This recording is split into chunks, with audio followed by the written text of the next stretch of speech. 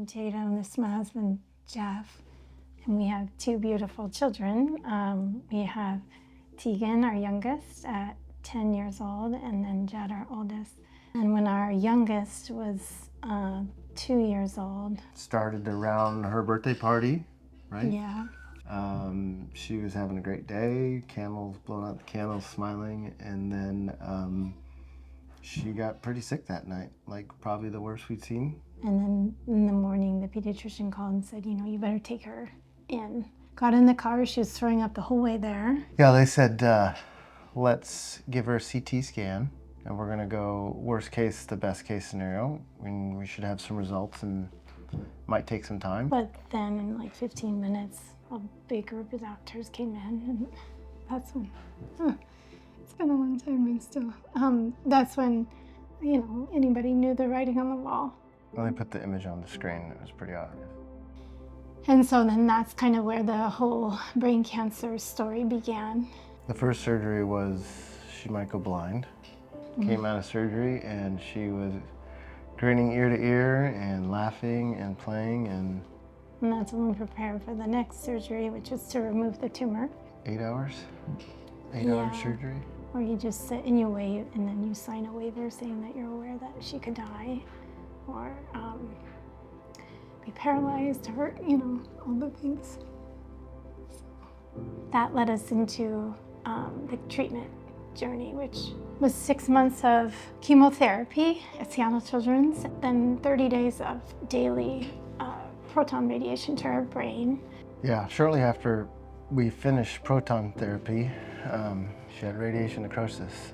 Caused by the proton radiation. Caused by radiation. Really harmful side effect. And we moved to Denver for 2 months where we got hyperbaric oxygen therapy where they give it to kids. Prior to leaving for hyperbaric oxygen, as a family, we got gifted a trip to Sancadia. We got to get out of the house, away from all the medical stuff, but it left an incredible impression and memory, a happy memory. I think also the reality is this, we had taken some trips out of town and we learned real quick. Like one trip we showed up and the walker was broken, so it's like showing up to a vacation without legs. That can really 360 that idea of rest and relaxation. And so creating a space, because you don't have time to create and plan and all the things, it's enough to get through the daily. But if we can provide a space that they can show up to, that doesn't include a plane ride, that can pack things in the car, that's close enough to a hospital, because when you travel you figure out how close hospitals are, that they can return without bruises, that they can operate as independently as possible and not get left when the other kids all run. In my mind, that's living. Make it accessible. Make it so the playroom is on the first floor so that everybody can get to it. Make it so if you're in a chair, you get to go out to the fire. You don't have to go somehow magically get through gravel. One of the best things that we ever got was to go take time and not have to think about being in the hospital. Or death. Or death. And that would be great to pass on to others. You don't know how long you get. It's a big deal. And you're very intentional with your life. Like you don't take things for granted. And I mean, quite frankly, you don't know if it's our last vacation. It's one of the most beautiful gifts we've been given. So late 2023, we're in a nice stable spot in our family's life, and so we reached out to multiple builders. Quickly after reaching out to Merle, they immediately responded and said, hey, we'd like to set up a meeting, and they were excited. About a year ago, and we started talking. So I brought their story to my senior leadership team, and we all decided to make this a priority for us and that we all wanted to get behind. And so we presented that to Jeff and Tatum, and that's how it all began.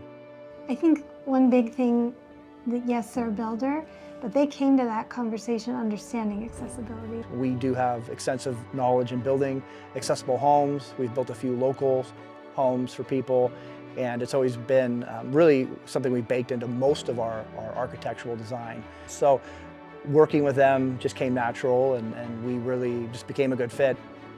I think it's one of those things, if you build it, they will come. And once there is a space created that's accessible, then people can come. But in order to create that space, it's going to take a community, and that's likely why this is yet to exist. That was probably one of the most shocking points, was when Jeff and Tatum told us that there was no accessible homes. And people who need accessibility, who need more, there was nothing. And so that really, I think, is just that next level of community service, that next level of giving, that just made sense. I think this has a lot to bring to this community in particular. And the trips we've taken, the time we spend, all of the memories that are most meaningful. And so by being a part of this, and there's lots of different ways, that's what you're doing, which is powerful and exciting. And so that's an energy that we love people to join.